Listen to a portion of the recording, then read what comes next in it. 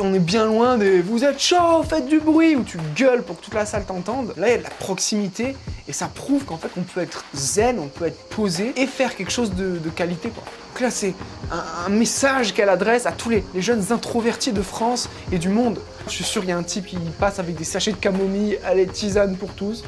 Voilà, ça c'est les soirées qu'on aime. Loin de ces soirées sataniques avec de la drogue, du sexe et du rock'n'roll qui pervertissent la jeunesse. Salut à toi l'artiste libre et bienvenue dans cette vidéo. Peut-être que tu as envie de faire des concerts, mais que tu es plutôt réservé, plutôt timide, plutôt introverti, et que tu te vois mal dire au public « faites du bruit !» alors que toi-même tu détestes le bruit.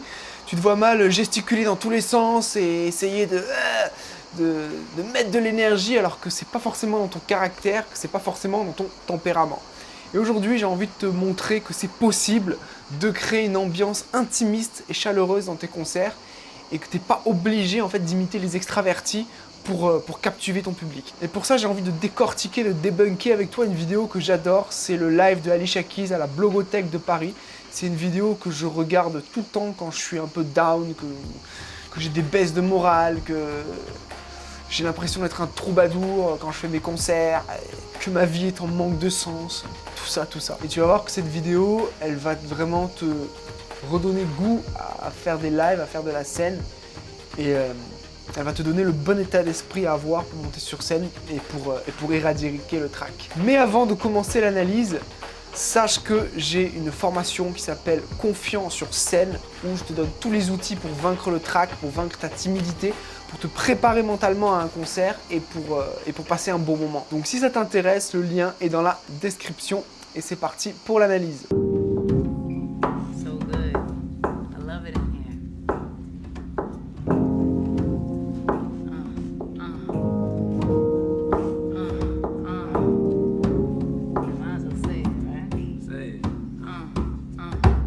Donc déjà, la première chose qu'on peut remarquer, c'est que le public, il est assez proche, que l'ambiance, elle est plutôt intimiste, avec les petites lampes et tout, ça fait très chic parisien. Donc autant te dire que le public qui est là, il a dû raquer dans le portefeuille.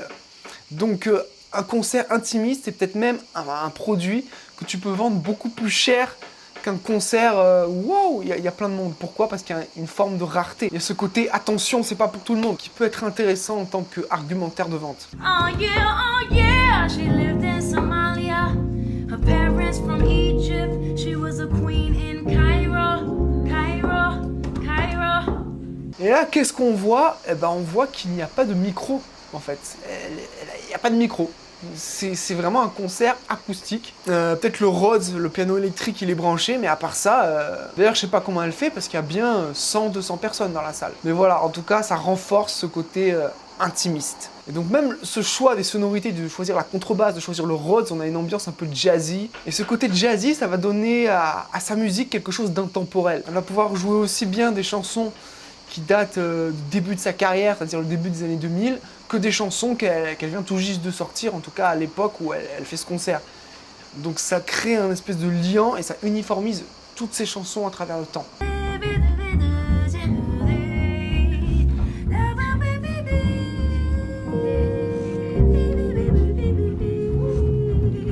Donc là, on a Alicia Keys qui scatte. Donc le scat, c'est de l'improvisation vocale, où tu fais des onomatopées, des babidi bidi bad, bidi wap, voilà. Et ça, c'est typique du jazz. Donc quand elle fait ça, elle renforce son image et son identité jazzy. Alors que de base, c'est plutôt une artiste R&B, urbain, hip-hop, quoi. Mais ce côté jazzy, ça va déjà avec le côté intimiste. Ça va avec le côté chic parisien, c'est-à-dire le milieu et le lieu dans lequel elle se trouve. Et surtout, ça booste la valeur perçue, parce que dans l'inconscient collectif, surtout en France, le jazz c'est vu comme quelque chose de chic, comme quelque chose d'un peu inaccessible, comme quelque chose d'un peu, tu vois, haut standard. Tu vois, on va jouer du jazz dans les restaurants de luxe, quelque part. Donc si tu optes pour un arrangement jazzy, ça va booster la valeur perçue de ton show et tu vas pouvoir le vendre plus cher, parce que ça va lui donner ce côté un peu haut de gamme. And she lived in Paris. Her parents from Paris. She was a queen in Paris.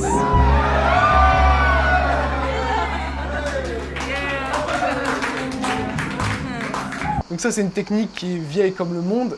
C'est le fait de modifier le texte de tes chansons pour le faire coller à l'ambiance de la salle. Tu vois, et souvent, ça passe par le nom de la ville. Et là, c'est ce qu'elle a fait en fait. Elle a remplacé par, je connais pas ses paroles, mais c'est She lives in Queens, She lives in Somalia. Et là, elle a fait She lives in Paris. Et donc le Parisien qui dit, regardez, Alicia Keys m'a placé sur la carte. Ce petit village du nom de Paris. Ça a l'air de rien, mais ça fait toujours son petit effet. Et ça rend le truc beaucoup plus vivant. Et ça fait moins un spectacle répété et spectacle pré-programmé. It's good, it's not right if it's not hot. Like, nothing is good if it's not hot. On multiple levels, right?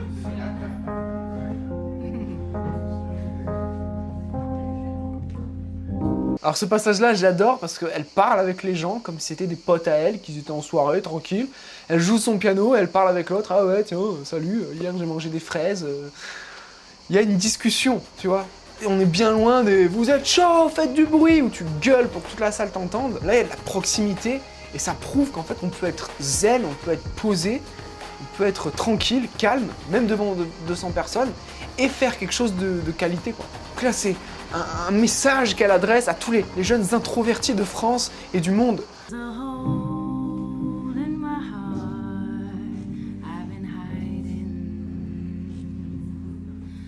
I've been strong for so long that I'm blind. Ah là, carrément, elle te chante une berceuse, les gens sont complètement dedans. Je suis sûr, il y a un type qui passe avec des sachets de camomille, allez, tisane pour tous. Voilà, ça c'est les soirées qu'on aime. Loin de ces soirées sataniques avec de la drogue, du sexe et du rock'n'roll qui pervertissent la jeunesse. Oh, oh, oh, oh, hallelujah.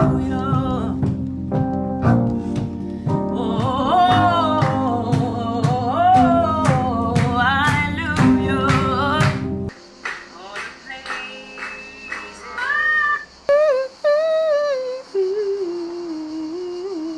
Là, tu vois qu'elle a même pas besoin de chauffer la salle, c'est qu'elle est dans son morceau, et c'est le morceau lui-même qui va inviter les gens à taper dans les mains, quoi. Elle a juste à acquiescer par un signe de tête pour encourager les gens, mais ce sont les gens qui viennent à elle, et ce n'est pas elle qui vient aux gens.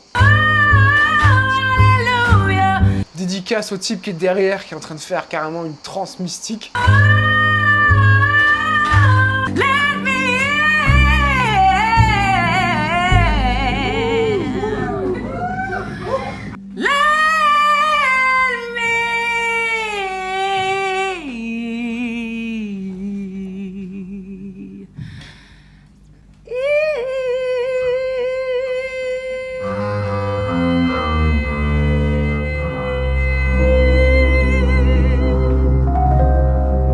J'aime bien ce passage parce que je suis pas sûr que ce soit un passage qui a été répété, c'est-à-dire elle est complètement dans son envolée, là il y a un silence, et le musicien, il est Adam Blackstone, du coup à la contrebasse, il est vachement à l'écoute, et au moment où il sent que le morceau il va s'arrêter, là, il va faire sa petite mélodie de fin pour terminer le morceau. Donc peut-être qu'ils l'ont répété, mais en tout cas, il y a un vrai jeu sur les silences, sur les moments où on joue, sur les moments où on s'arrête de jouer, c'est un peu le clair-obscur de la musique.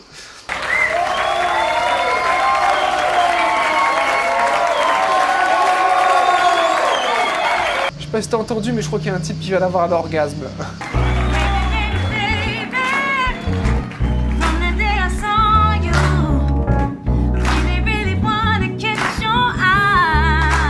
Donc là, elle est en train de chanter You Don't Know My Name, qui est une chanson qui date justement du début de sa carrière, qui était très R&B des années 2000 à la base, tu iras écouter l'original.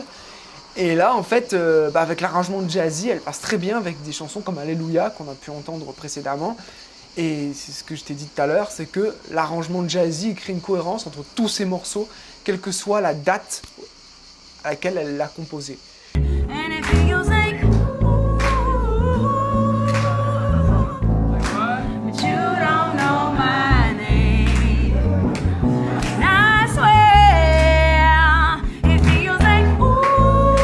Donc ouais, il y a plein de filles sexy au premier rang, franchement, Salon Rose, là, elle est à fond. Donc si tu veux draguer, ce genre de petit concert, c'est pas mal. En plus, il y a des femmes riches, alors elles ont hypothéqué leur maison pour venir à ce concert, mais en tout cas, c'est le bon plan.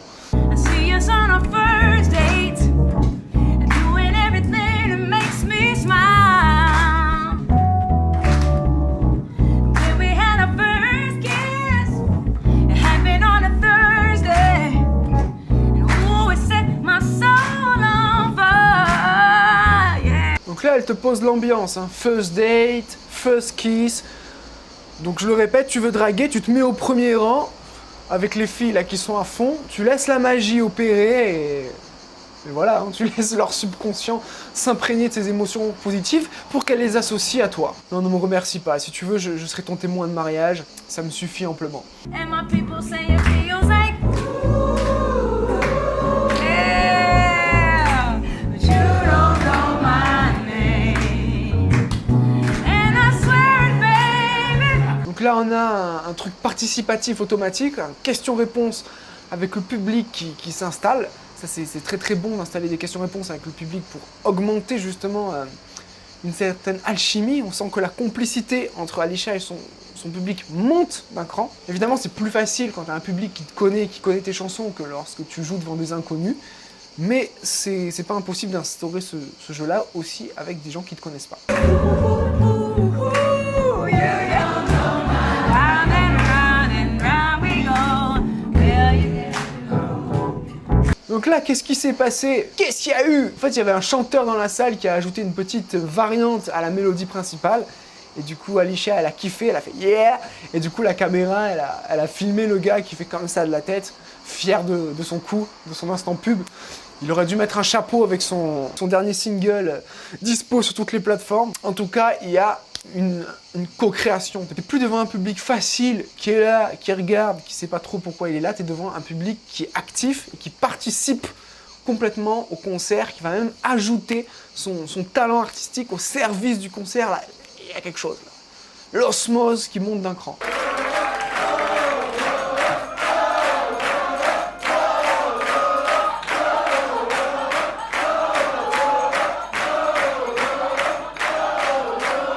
Bon là les gens ils ont cru que c'était une émission de Christophe de Chavannes, ils ont cru qu'ils étaient sur le plateau de TF1, mais bon voilà, vive la France.